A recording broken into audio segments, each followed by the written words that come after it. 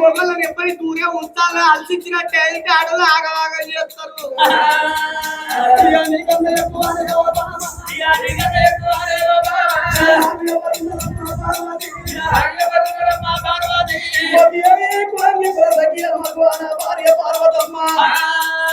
మనకు ఇద్దరు కొడుకులు ఉన్నారు. పెద్ద కొడుకు వినాయకుడు, చిన్న కొడుకు కుమారస్వామి. నాట్యం చేస్తున్నది, ముంగిడు అరుపడుతున్నది. 6 కోట్ల అయ్యలు వంగలింగారు, 33 కోట్ల దేవతలు ఉన్నారు. అగో ఎండు ఉన్నది, బంగారం ఉన్నది, ఎండు కొండలు ఉన్నది, పగిలి కొండలు ఉన్నాయి. అంతర్య గిరులలో ఎందుకొని ఈ కళ్ళ నీళ్లు తిరుగుతున్నాయి.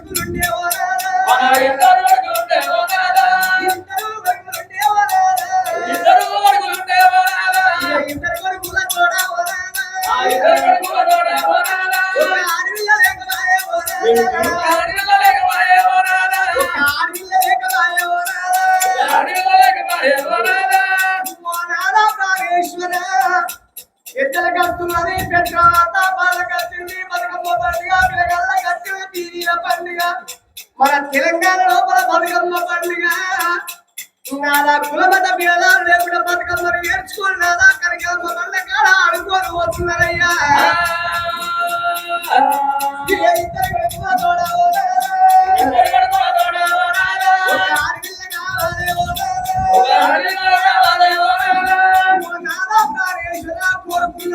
కొడుకులిస్తావు, అడిగినకు ఆడిళ్ళ పలకిస్తావు నాదా.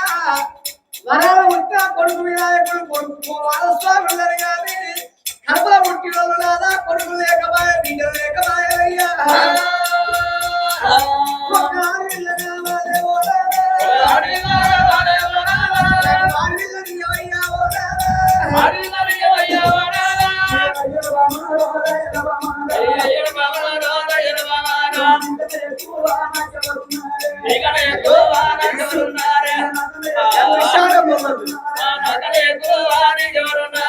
పార్వతీ కోరుకుంటా గాని మా ఇద్దరు కొడుకుల కూడా ఒక్క బిడ్డ తోడిగట్టు అంటున్నవేవే సంతాన భావంటే సామాన్యం అనుకున్నావే పార్వతి పూర్వ జన్మ సుకృతాన పుణ్యం కొద్ది పురుషులు దొరుకుతారు దానము కొద్ది పిల్లలు అయితారు ఆడడానికి అదృష్టము కొద్ది అన్నదమ్ములు దక్కుతారు ఆడోళ్లకు ఓ పార్వతి అది చెట్టు నీది పండుగ అది ఏర్పడుతుంది నీ కొడుకులు దొరకడానికి అది అన్నట్ల దొరికే సరుకు కాదు 550 పెట్టి కొడుకొచ్చి నీ ఒళ్ళు పెట్టుడానికి ఇక నేను ఎక్కడి బాధాలు బందరు వచ్చేనా ఎక్కడి శరాలు శరడే వచ్చేనా పార్వతమ్మ మాటలు విన్నాడు శంకరుడు మనసులో అనుకుంటున్నాడు మరి పార్వతమ్మకు బిడ్డలు కావాలని కోరుకున్నది కానీ దాని కడుపు అవల బిడ్డ సంతానం అంటే సామాన్యం కాదు రానున్న కాలం లోపల కాట్ల పుట్టేది కన్య పోషమ్మ బొబ్బుళ్ళ పుట్టేది గుడ్డ పోషమ్మ నాయమ్మ పుట్టేది నల్ల పోషమ్మ దాని కడుపు లోపల నల్ల పోషమ్మ తప్ప దాని కడుపులో పుట్టేది ఎవరు లేరు సంతానం అంటే చెట్టు మీద పండా కోసుకొచ్చి దాని పనులు పెట్టడానికి అని లోకాల శంకరుడు మొదలుపడ్డాడు ఓ బాబా పార్వతమ్మ నీకు బిడ్డలు కావాలని కోరుకున్నాడు దేవి నీకు బిడ్డలు ఎందుకే పూర్వకం లోపల నల్లదలక నరుడు మగోళ్ళందరూ మన కొడుకులే ఆడోళ్ళందరూ మన బిడ్డలే పార్వతి అట్లా కాకుండా మనకి నడవంటి కనుక ఇంట్లో ఇద్దరు కొడుకులు వినాయకుడు కుమారస్వామి ఉన్నారు వాళ్ళు కొడుకులు కాదు లోకమంతా మన బిడ్డలు కాదు మనకెందుకే బిడ్డల బలం లేదయ్యా పరాయి పిల్లలు మన పిల్లలు ఎట్లయితాడు అర్రైనా బుర్రైనా తన సేవైనా తన భూమి నిండాలి ఏ చదువు కూర్చోలేదా తన కొడుకులు కావాలి బిడ్డలు కావాలి నానా ఆ రాయి పిల్లల కాదు పైగా సేడు అప్పుడు సేడు అంటారు ఏంటి గుడ్డి మన బిడ్డ కావాలి కడుపు తోడి అనాలి కష్ట సుఖాలు చూడాలంటారు నాదా ఆ రాయి పిల్లలు మన పిల్లలు కాదు ఆ రాయి కొడుకులు మన కొడుకులు కదా బిడ్డ కావాలి అంటారు కావాలయ్యా కావాలపో లేకపోతే నేను అడుగుతా పోయి సొంతంగా దోవట్టుకొని పోతా డేక్ పట్టవు కదా అగో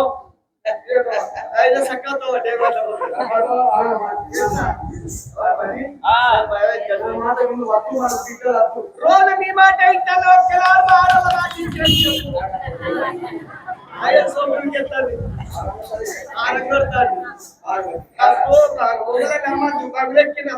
మగోడి మాట ఎట్లుండాలి ఆడదాని మాట మగోడంటే మొగడంటే మొగడే పూజ వ్యక్తి 66 సార్గాలు చేసిన ఆడోళ్ళు కళ్ళ పడగాలు వేసుకొని 10 కంచాలు కళ్ళ పలిపోయి నీకే బాగా అవుతుంది కట్ట మీదే నడవాలి రోజు మాది ఎప్పుడు నడవాలి ఇక ఎక్కడ పడగ నడిచేది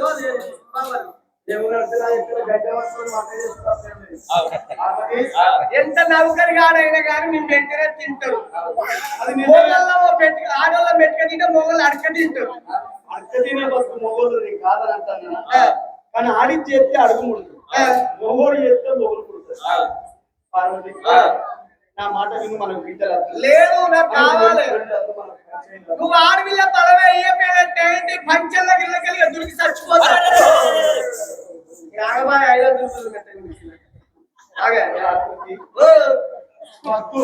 గోడవి దగ్గర దొరుకుతా పోయి పంతం నగిళ్ళకి వెళ్ళి నూతులకి సత్తానికి ఆయ పార్వతి పార్వతి వస్తే మనకు బిడ్డలు వస్తే అంటే నా మాట వింటలేము నారా తప్పకుండా నాకు బిడ్డ కావాలి మన ఇద్దరు కొడుకుల తోడ మనకు బిడ్డ ఉండాలి భూలోకము లోపల చూడు నాదా సత్ర బతుకమ్మ పండుగ నాడు ఆడపిల్లలందరూ చిన్న బతుకమ్మలు పట్టుకొని బతుకమ్మల పండగాడి పోయి ఆడపిల్లలందరూ అందమైన పాటలు పాడుకుంటుంటే ఆడపిల్లలు ఆడుకోంగా పాడుకోంగా నేను వాళ్ళ చూస్తే నాకు ఏది పువ్వులు కలిగింది నాదా నాకు తప్పకుండా బిడ్డను గట్టు బిడ్డను కన్నా తల్లినే కావన్నా పడుతుంది బిట్టుంటే అవ సత్తుల బతుకమ్మ పండుగనాడు ఈ దేవలోకము లోపల దేవాల దేవతలందరూ చూడంగా మన బిడ్డ ఆడుకుంటది పాడుకుంటది అగ చూసినవా పార్వతమ్మ బిడ్డ అంటారు అగ చూసినవా శంకరుడి బిడ్డ అంటారు నువ్వు ఎన్ని చెప్పిన నీ మాట వినా అప్పగుంట నాకు బిడ్డలోని గట్టు అన్నదే పార్వతమ్మ అందుకొరకే అంటారు ఇప్పటికైనా అప్పటికైనా ఆడోళ్ళు మాట్లాడితే సిమెంట్ తో గోడవ ఎత్తినట్టు గట్టి ఉంటది ఇక మా మగోళ్ళు మాట్లాడితే అది ఇంత కమ్మల దడిగట్టినట్టు కూడా ఉంటదేమో శంకరుణ్ణి 5 నిమిషాలు మొదలగించింది అటువంటి వాడిని కూర చేసింది ఇక పార్వతి మాట విన్నాడు శంకరుడు ఏమన్నాడు ఓ పార్వతి నీకు బిడ్డలు కావాలని కోరుకున్నావు బిడ్డల సంతాన బలం అంటే ఇప్పుడే నువ్వు తయారుగా నేను తయారైతా మనం భార్య భర్తలు మనం పుష్పక విమానం వేసుకోవాలి అగో ఈ 7 సముద్రాల అవతల ఎరదీల గంట మీద మట్టి తోడి శివలింగం చేసుకోవాలి మారేడు చెట్టు కింద పెట్టుకోవాలి మన సార పూజలు చేసుకున్నాక అక్కడనే నీకు బిడ్డలోని గంటనమ్మా పార్వతమ్మ తయారుగావే పార్వతమ్మ శంకరుడు పార్వతమ్మ పరమ సంతోషముతో ఇంట్లో వేయింది తయారైతున్నది ఆగో మాట చెప్పంగా చెప్పిండు గాని శంకరునికి గుండెలకు వెళ్ళు అన్నాయి సల్లంగా సరి శివుడు ఉడుతున్నది చేతులు విసుకుంటాను అటు ఇటు తిరుగుతాడు వామ్మో వామ్మో వామ్మో పార్వతీదేవి తయారైతది అంటది మరి ఏడికి తీసుకుపోవాలి దాని కడపయ్య వాళ్ళు ఓడి కట్టాలి రానున్న కాలంలో కాట్ల ఉంటే కర్యకోశం తప్ప దాని కడుపులో ఉంటే అది ఎవరు లేరు మరి పోదామని నేనంటే పెడతానంటేనేమో ఆశే కొడతానంటేనేమో భయము నేను కాదని లేదని మళ్ళా నేనెట్లా రాలే ఎట్లా కావాలి ఏమి అయ్యాలి ఏదన్నా ఒక విధము చేస్తా దాని కడుపులో మళ్ళా ఉంటే అది ఎవరున్నారా అని ఆ లోకాల శంకరుడు కోరడు భూమిని చేత పట్టిండయ్యా ఆ శంకరుడు భూమిని చేత పట్టిండు చెట్టగిరి ఎల్ల వేదాలు బండారి చేత పట్టిండు శంకరుడు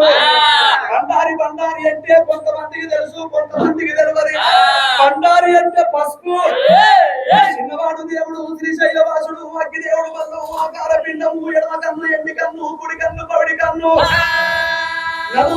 ఛత్రికన్ను జగమల్ల ఎలుగులు బహుమాన కన్నవాడు రారాజు మల్లయ్య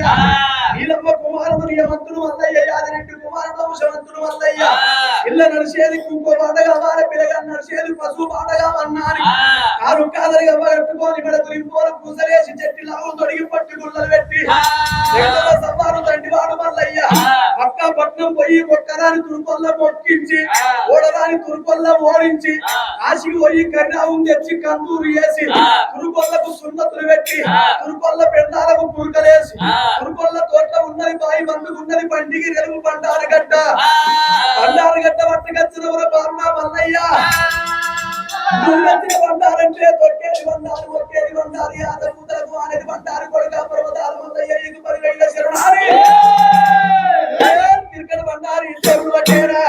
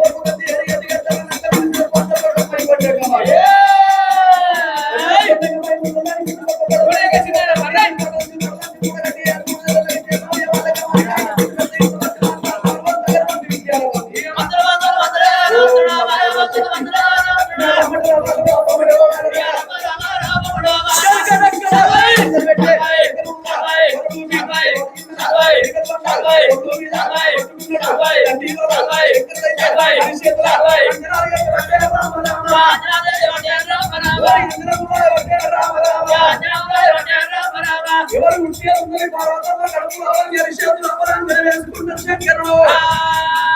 అరిచేతులు అపరాంగన వేసుకుంటే శంకరుని కన్నకు అగో ఎవరు కన్నబడుతుండో చూడు పెద్దరాలో భూలోకము లోపల తొనకొండ పట్టణము తొనకొండ పట్టణం లోపల 1,000,000 గొల్లలు గొల్లలంటే యాదవులంటే గొల్లలు గొల్లలంటే గొల్లలు ఎక్కడ పుట్టిందు ఎక్కడ పెరిగిందు గొల్ల కులాలు ఎన్ని అంటే కొందరు చెప్పుతారు కొందరు చెప్పరు అవలాల అక్కడాల అరగించేటి దాతలాల అనలాల తమ్ములాల ఆదుకునే బాంధవులాల యుగములు 4 కృతాయుగం త్రేతాయుగం ద్వాపరయుగం కలియుగము కృతాయుగం లోపల శ్రీహరి నాభి కమల మందు పుట్టిండు బ్రహ్మదేవుడు శ్రీహరి నాభి కమల మందు పుట్టిండు బ్రహ్మదేవుడు బ్రహ్మపుత్రుడు మహర్షి గన్న కొడుకు మనోహరుడు గన్న కొడుకు కచముడు గన్న కొడుకు అక్షయుడు గన్న కొడుకు విక్షయుడు గన్న కొడుకు బాణుడు గన్న కొడుకు త్రిశంకుడు గన్న కొడుకు హరిశ్చంద్రుడు గన్న కొడుకు లోహితుడు గన్న కొడుకు విభారితుడు గన్న కొడుకు తుంతుమరుడు గన్న కొడుకు యమనేశుడు గన్న కొడుకు మాందాత గన్న కొడుకు ఇద్దరు అమృత పుత్రుడు ముష్కుంద అంబరీష వాళ్ళు గన్న కొడుకు దిలీపి గన్న కొడుకు వసుదేవుడు గన్న కొడుకు గోపాల కృష్ణుడు వీడికి 7వ తండ్రి వీళ్ళందరూ కలిసి ఒక గోవును పఠింపజేసిండ్రు గోవు అంటే ఆవు కడుపులో పుట్టిండు అంబోజరాజు గన్న కొడుకు అంబోజరాజు గన్న కొడుకు గడ్డంబోజరాజు గన్న కొడుకు జటంబోజరాజు గన్న కొడుకు వేయాతిరాజు గన్న కొడుకు అంగురాల రాజు భార్య శాంతామణి